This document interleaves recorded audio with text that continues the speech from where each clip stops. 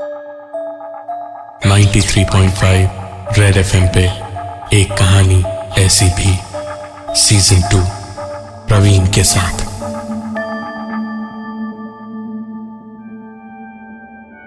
चार साल का रितेश अपनी मां जयती और पिता शिखर के लिए ही नहीं बल्कि डॉक्टर्स, साइकियाट्रिस्ट, ईएनटी स्पेशलिस्ट और वॉइस एंड स्पीच थेरेपिस्ट्स के लिए भी एक अजूबा था, क्योंकि पैदा होने के बाद से आज तक एक लफ्ज बोलना तो दूर, रितेश रोता तक नहीं था। जयती और शिखर दोनों की सरकारी नौकरी होने की वजह से कभी भी रितेश की देखभाल के लिए छुट्टी या दवाइयों के खर्चे के बारे में उन्हें सोचना नहीं पड़ा। लेकिन मुश्किलें अब बढ़ने वाली थी, क्योंकि जयती का ट्रांसफर हो रहा था एक बेहतर शहर में और वहां कुछ ही दिनों में शिखर का भी ट्रांसफर होना था। जयती नए घर, नए शहर में रितेश को लिए काम और घर दोनों संभाल रही थी। रविवार का दिन था, कुछ बांधे हुए बॉक्सेस बाकी थे और जयती ने ठान लिया था कि आज वो पूरा घर सजा कर रहेगी। रितेश उस वक्त अपने कमरे में सो रहा था और जयती सामान सब निकाल के जगह देख देख कर रख रही थी, जब उसने अपने पीछे से आती एक आवाज को सुना। जयती पीछे पलटी तो उसने देखा कि इस घर में उसके यहां आने से पहले एक स्टील की अलमारी रखी पड़ी थी, जिसके दरवाजे का हैंडल नीचे किया हुआ था।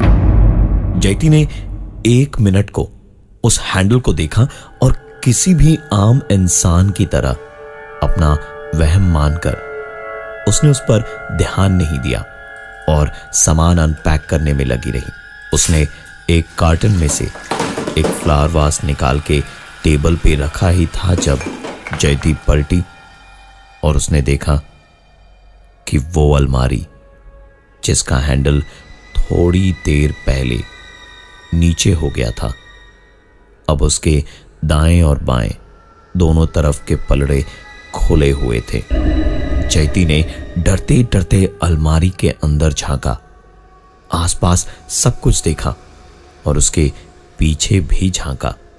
जब सब कुछ ठीक दिखाई दिया तो जयती ने अलमारी का दरवाजा चुपचाप बंद किया और वापस अपने काम पे लग गई। ऐसी और कोई आवाज उसके कान में दखलंदाजी ना करे, इसके लिए जयती ने कानों में हेडफोन लगा के फुल वॉल्यूम पे गाना चला दिया।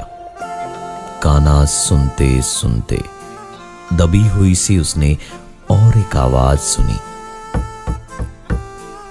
पहले तो जयती ने ध्यान नहीं दिया, लेकिन दोबारा आवाज हुई तो जयती ने अपना हेडफोन उतारा और फिर ध्यान से सुनने की कोशिश करने लगी। आवाज लगातार तेज सी होती जा रही थी और जैसी समझ में आया कि मेन डोर से आवाज आ रही है तो जयती ने जाकर दरवाजे को खोला। दरवाजे के बाहर जयती को कोई दिखाई नहीं दिया। जयती बाहर की ओर झांक ही रही थी जब यही आवाज उसने ठीक अपने पीछे रितेश के कमरे से आती हुई सुनी और जयती वहां से भागी रितेश के कमरे में, ये देखने की कहीं रितेश को कुछ ना हो गया हो। वहां पहुंची तो देखा जो रितेश थोड़ी देर पहले बिस्तर पर लेटा हुआ था वो बिल्कुल ठीक ठाक था, पर बालकनी में खड़ा था। जयती ने रितेश के कंधे पर हाथ रख के उसे अपने तरीके से यही पूछा कि सब ठीक तो है। रितेश ने जवाब में सिर्फ अपना हाथ उठाया और कमरे के अंदर एक तरफ कुछ दिखाने लगा। जयंती तुरंत उस तरफ पलटी तो देखा दीवार पर एक पेंटिंग लटक रही थी। जयती ने उस पेंटिंग के पास जाकर गौर से देखा। पेंटिंग में सब कुछ ठीक था। वहां उस पेंटिंग में उसे एक कपल और साथ में उनका एक बच्चा दिखाई दिया। ये देखते देखते जयती जैसे ही पलटकर रितेश की ओर मुड़ी तो देखा रितेश दोबारा अपने पलंग पर चैन की नींद ले रहा था। जयती ने जब देखा कि रितेश सुकून से सो रहा था तो वो सीधे बाथरूम में गई और मुंह हाथ धोने लगी। चेहरे पर ठंडे पानी से थोड़ी ताजगी आई, लेकिन थोड़ी राहत और चाहिए थी जयती को। इसलिए चाय बनाने वो सीधा किचन में चली गई। उसने पानी उबालने को रखा और हमाम दस्ते में इलायची डालकर किचन से बाहर फ्रिज से दूध लेने गई। फ्रिज खोल के दूध के कैन पे हाथ रखा ही था कि ठीक तभी इस आवाज को सुनकर जयती थोड़ा सावधान हो गई और चुपचाप दबे पांव किचन तक गई। तो उसने पाया आवाज सिर्फ पानी उबलने की आ रही थी। जयती ने राहत की सांस ली और पूरा किचन टहल कर देखा और उसके बाद इलायची कूटने के लिए हमाम दस्ते को उठाने गई ही थी कि उसने देखा इलायची कूटी हुई थी। जयंती बुरी तरह डरी हुई थी, लेकिन अगर वो ही डर जाती तो रितेश का क्या होता। यही सोचकर उसने दबी हुई लेकिन एक सख्त आवाज में कहा, तुम जो भी हो चुपचाप चले जाओ, हमें सुकून से रहने दो, क्योंकि हम हर हाल में यहीं रहेंगे। इस आवाज के बाद अगले काफी महीनों तक कोई और दिक्कत नहीं हुई उस घर में। हालांकि ये सब होने के बाद कोई इसे यूं ही भुला तो सकता नहीं था, इसलिए जयंती हमेशा चौकन्ना रहती थी। और उसकी सारी फिक्र तब जाकर खत्म हुई जब 6 महीनों के बाद शिखर का भी ट्रांसफर वहीं हो गया। और आते ही शिखर ने पुराने फर्नीचर्स को देखकर मुंह बिचकाना शुरू कर दिया। उसने जयंती से कई बार कहा, और जब वो नहीं मानी तो सारे पुराने सामान का फोटोग्राफ उसने लिया और ऑनलाइन बेचने के लिए पोस्ट कर दिया। कई सारे फोन रोज आते और सारा पुराना सामान एक एक करके जाता रहा। एक दिन एक लैंडलाइन नंबर से शिखर को फोन आया। फोन उठाया तो उधर से एक बच्चे की आवाज ने कहा, अलमारी मत बेचो प्लीज। और उसके इतना कहते ही फोन की लाइन भी कट गई। शिखर ने तुरंत उस नंबर पे कॉल बैक किया तो कनेक्टिंग बीप के साथ साथ उसने जोर की एक आवाज ठीक अपने पीछे सुनी। शिखर ने पलट के देखा तो ये उसके अपने घर का लैंडलाइन नंबर ही था। शिखर ने तुरंत लैंडलाइन का कनेक्शन काटा और इससे पहले कि वो इस बारे में और सोचता, उसके पास जेन्युइन खरीदार के कॉल आने लगे। एक कॉल ने शिखर का ध्यान अपनी ओर खींचा। वो कॉल उसी लैंडलाइन नंबर से था और फोन पर वही आवाज थी जो इस बार कह रही थी, अंकल प्लीज अलमारी मत बेचना। शिखर तुरंत उस लैंडलाइन फोन के पास गया और देखा कि उस फोन का कॉर्ड निकाला हुआ ही था। उसने जयती से सवाल किया कि क्या तुम्हें इस घर के बारे में कुछ अजीब नहीं लगता। जयती जो बात अब तक छुपा रही थी, अब उसने बोल डाला कि 6 महीने पहले उसके साथ क्या हुआ था। शिखर ने तब उन फोन कॉल्स के बारे में जयती को बताया और दोनों ने सोचा कि एक बार देखते हैं कि आखिरकार उस अलमारी में ऐसा क्या है। और जब अलमारी के दरवाजे को खोलने गए तो ऐसा लग रहा था जैसे कोई है जो ये नहीं चाहता कि अलमारी का दरवाजा खुले, पर जैसे तैसे बड़ी कोशिशों के बाद अलमारी खोली और एक जोर की आवाज ने उन दोनों को अंदर से हिला दिया।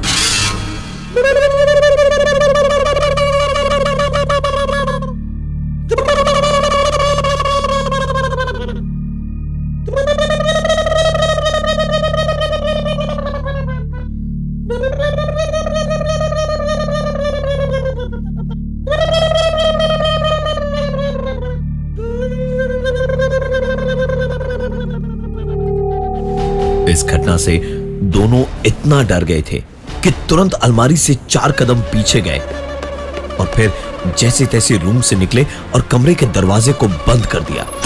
दरवाजा तो बंद था, पर वो आवाज आना जारी रही और ऐसा लग रहा था मानो वो आवाज धीरे धीरे उस कमरे के दरवाजे के काफी करीब आ रही हो। और ऐसे में ही उनके बेटे रितेश के रोने की आवाजें आई। दौड़कर जब दोनों रितेश के कमरे में गए तो देखा रितेश उसी पेंटिंग की ओर इशारा कर रहा था जिसे 6 महीने पहले जयती ने दीवार पर उल्टा कर दिया था। जयती ने उस पेंटिंग को पलट कर देखा तो उसमें वो बच्चा नहीं था जो उसने 6 महीने पहले देखा था। जयती शिखर को उस पेंटिंग के बारे में बता ही रही थी कि उतने में रितेश के रोने की आवाज किसी और आवाज में तब्दील हो गई।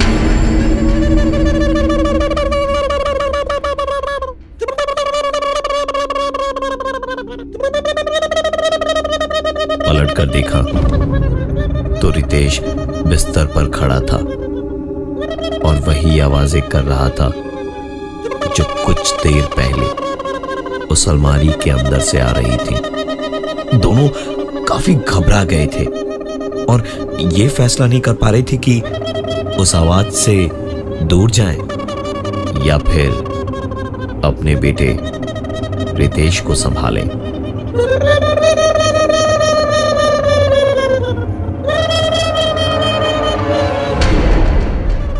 इतना तो साफ हो गया था उनके लिए कि रितेश वो आवाज खुद नहीं निकाल रहा था, पर कुछ और ही था जिसने रितेश को अपने बस में किया हुआ था। शिखर ने रोते गिड़गिड़ाते हुए हाथ जोड़ा और कहा, हमने तुम्हारा कुछ नहीं बिगाड़ा है। हम तुम्हारी उस अलमारी को कुछ नहीं होने देंगे। प्लीज हमारे बच्चे को छोड़ दो। प्लीज प्लीज मैं तुमसे हाथ जोड़ करके गुजारिश करता हूं, मेरे बच्चे को छोड़ दो प्लीज। जयती और शिखर ने तुरंत अपने बेटे रितेश को संभाला और देखा कि तेज बुखार के मारे उसका शरीर तप रहा था। इतना तेज बुखार जो किसी की जान भी ले सकता था। अगली सुबह रितेश डॉक्टरों की देखरेख में था, पर डॉक्टरों की सारी कोशिशें नाकाम रही। वो खुद समझ नहीं पाए कि आखिर माजरा क्या है। एक तरफ जयती अपने बेटे रितेश के ठीक हो जाने के लिए ऊपर वाले से दुआ कर रही थी और दूसरी तरफ शिखर उस घर के बारे में पड़ोसियों से जानकारी इकट्ठी कर रहा था।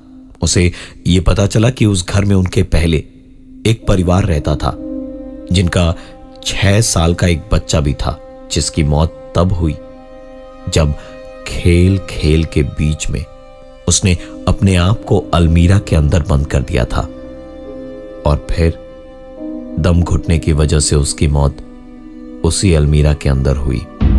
शिखर ने बहुत खोजबीन करके उस आदमी का नंबर निकाला जो अपने परिवार के साथ वहां पहले रहते थे और उन्हें फोन किया। बात हुई तो पता चला कि उस घटना के बाद उसके माँ बाप इतने अकेले हो गए थे कि उन्होंने अपना ट्रांसफर करवा लिया इस शहर से काफी दूर, जहां उनके बेटे की कोई भी याद उनसे जुड़ी ना हो, और उस मनहूस अलमीरा को उन्होंने वहीं उस घर में छोड़ दिया था। शिखर ने उनसे कहा कि आप तो चले गए हैं लेकिन पीछे किसी को छोड़ गए हैं, उनसे एक बार आप मिल लीजिए। शिखर के कहने पर 2 दिन के बाद उस घर के पुराने किराएदार वहां वापस आए और शिखर द्वारा पूरी बात बताए जाने के बाद उस अलमारी के सामने जाकर खड़े हुए। इस बार अलमारी को खोलने की जरूरत नहीं पड़ी। अलमारी का दरवाजा सबकी आंखों के सामने खुद ब खुद खुल गया और किसी के रोने की आवाज सुनाई दी। उस लड़के के माँ बाप समझ चुके थे कि रोने की आवाज उनके मरे हुए बेटे की है। अपने मरे हुए बेटे की यह हालत देखकर दोनों माँ बाप का दिल पसीज आया और उन्होंने माफी मांगते हुए कहा कि अब फिक्र मत करो, हमारे साथ चलो। अब तुम हमारे साथ रहोगे, अपने माँ बाप के साथ में। उनके इतना कहते के साथ ही रोने की आवाज एक हंसी में बदल चुकी थी। सही मायने में वो अलमारी अब अपने असली मालिक के पास जा रही थी। उन लोगों के घर से निकलते ही शिखर के मोबाइल पे जयती का फोन आया और उसने कहा कि रितेश अचानक से बिल्कुल ठीक हो गया है। ऊपर वाले ने उनकी दुआ सुन ली थी। अब उनके इस नए घर में सब कुछ ठीक था अपनी जगह पर, और वो पेंटिंग जिसमें से एक बच्चे की तस्वीर गायब हो गई थी, वो अब वापस तस्वीर में दोबारा अपनी जगह पर आ गई है।